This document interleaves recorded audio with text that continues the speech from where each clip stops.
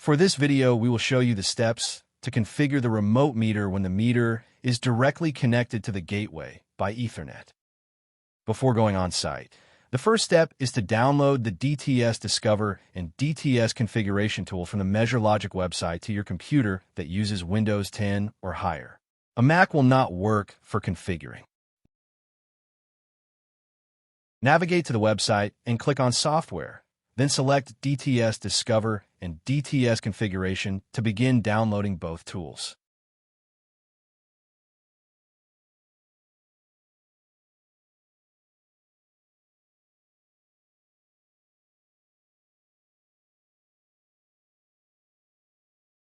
Start by installing DTS Discover. Extract the files, then click Run Setup and follow the installation prompts. At this step, it may appear that the installation is hanging. In most cases, a pop-up is opening in the background, so be sure to check for any prompts and accept them to continue. Once the installation is complete, click Close. Next, install the DTS configuration software using the same process. Follow the wizard by clicking Next, then click Close when finished.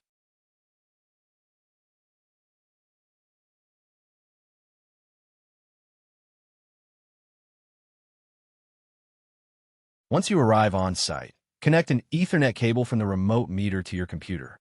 If your computer doesn't have an Ethernet port, use an appropriate adapter. Be sure to disconnect your computer from the Wi-Fi before configuring the meter. After the meter is connected to your computer, turn on power to the meter to begin the configuration. Open the DTS Discover software. The meter should be detected automatically. By default, the meter ships with an IP address of 192.168.1.150. We'll need to change this. Click the gear icon, then update the IP address to 169.254.1.150, since this setup uses a direct connection between the remote meter and the gateway. Set the subnet mask to 255.255.0.0 and the default gateway to 169.254.1.150. Then click Apply Changes. The meter will update and display the new configuration.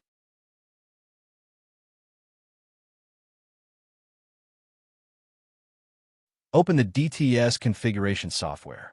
When the program launches, you may see a Failed to Connect message. Click Yes to continue. Select TCP, enter the IP address 169.254.1.150, and click Connect. You should now have a successful connection.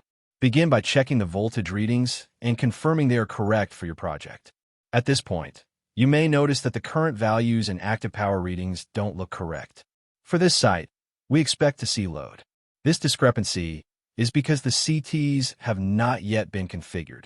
To fix this, navigate to the Configure section. Select the CT type you are using and enter the correct amperage rating. For this site, we're using 2,500 amp Rogowski coils, rated at 140 millivolts per kiloamp. This information can be found directly on the coils. Uncheck the correct reversed CT installation box, then click Apply Changes.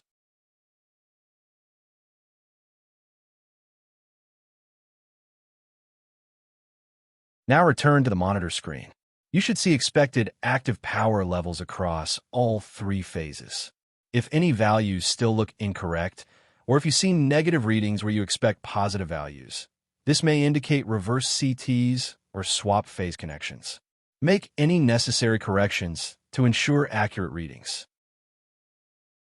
The remote meter has now been successfully configured with the IP address 169.254.1.150.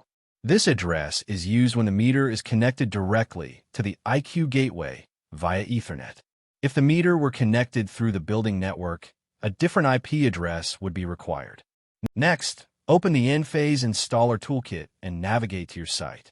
Go to the Devices tab and add one remote meter. Open the meter settings and set the connection type to Ethernet.